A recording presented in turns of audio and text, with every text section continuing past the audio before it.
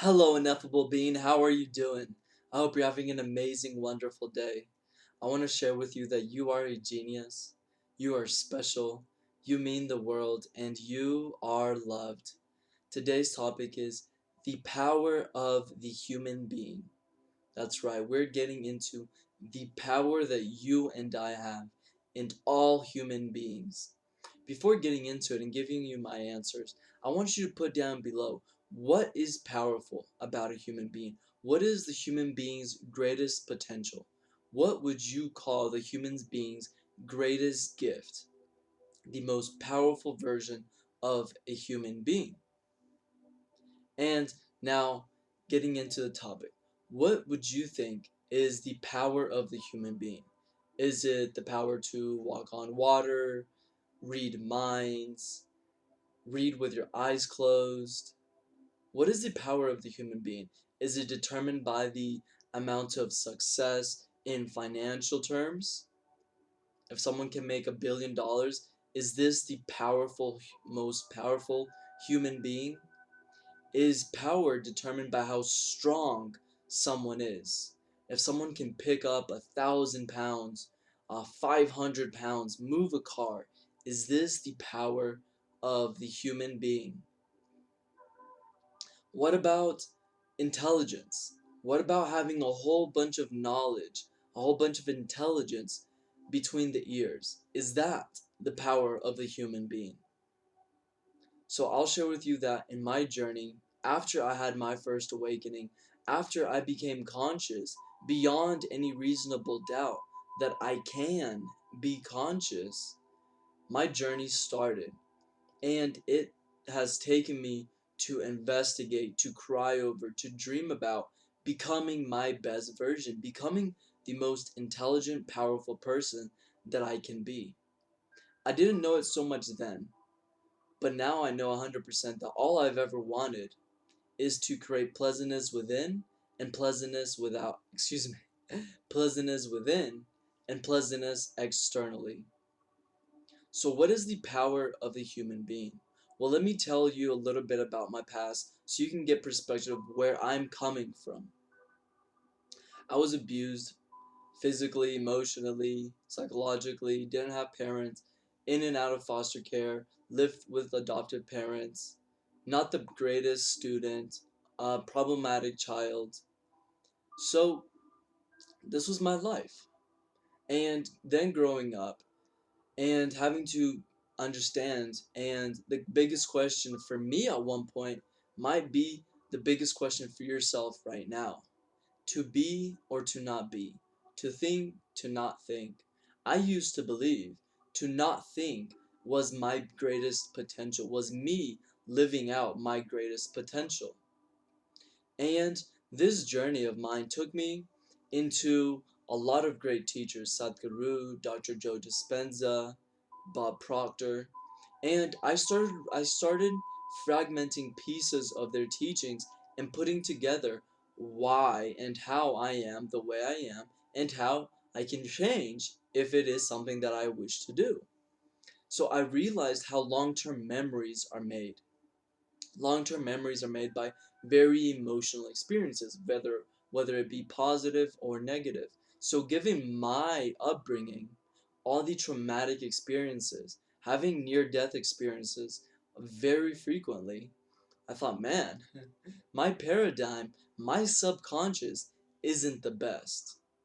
So I wanted to change, because a lot of people, and I myself, can submit to saying that I was one of these people. If you ask someone, why are you this way?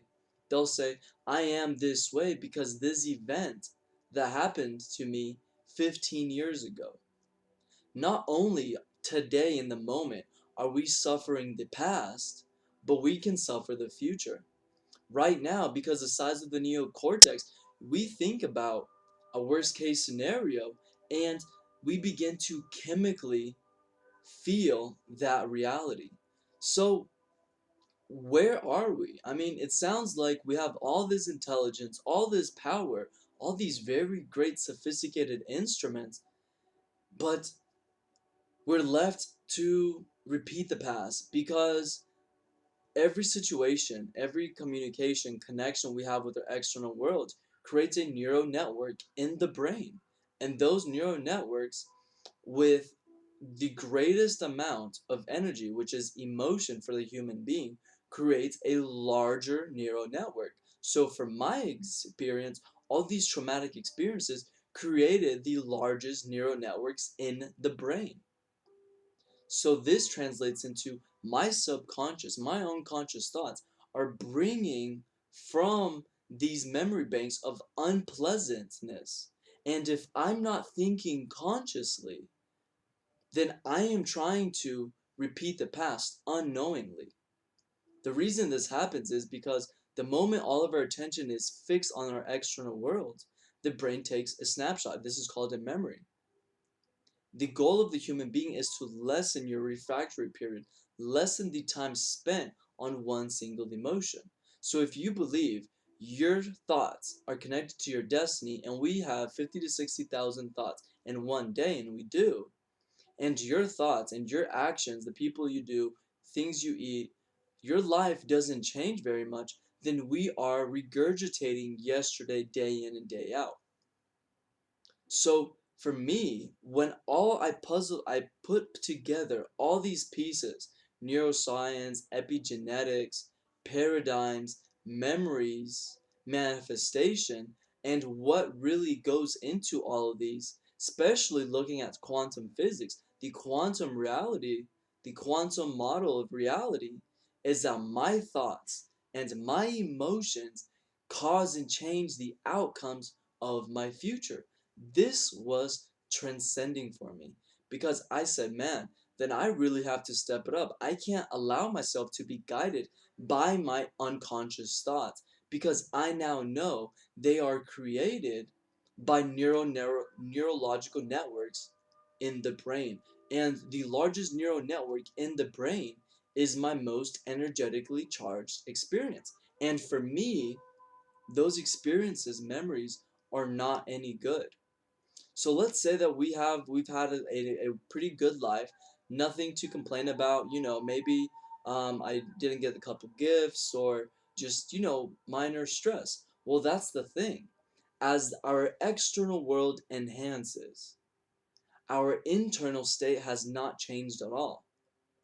Things are still causing my chemicals to fire off stress hormones. Whenever we're living through these stress hormones, we are in survival mode. We're in flight or fight mode. So we're mostly living through our sympathetic nervous system. And how does this happen? Well, it's no longer a predator outside a cave that's causing this. It can be your coworkers, our family members, our technology. Oh, my phone died and I was watching Netflix. That causes these hormones to fire off. And these are stress hormones. They keep us in survival instincts, keep us regurgitating these lower genes.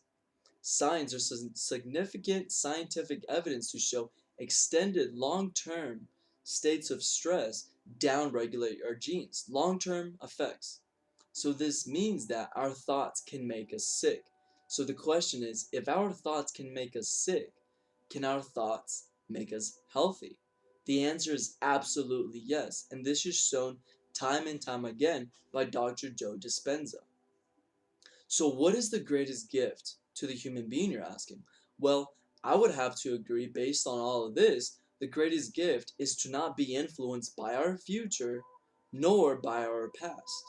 That is, in essence, a clean slate. That is freedom. That is a gift that is available. Because whether you want to run faster than Usain Bolt or climb Mount Everest, that's a personal decision. But the possibility of the inner world is always available. And this is a possibility that should be manifested. And it is always there and always is a possibility. So the greatest gift we have is to untie ourselves, cut ourselves from the chains of the past and the chains of the future.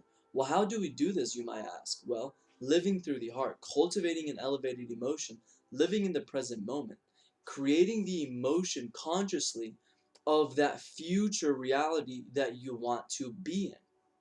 Why is this transcending? Why is this the greatest gift? Because one, you're going to begin to affect your biochemistry without physical action. Well, there's going to be an internal action, but you simply can be sitting there creating pleasantness, love, as if you were with that wife or husband or have that dream job. And lastly, having done this, creating an elevated emotion, you untie yourselves from the stress of the future and the past. And I'll give you this simple way. You're creating an elevated emotion as I am. Let's call this state that you're creating positive 50. You're making yourself feel as wonderful as you may possibly make yourself feel.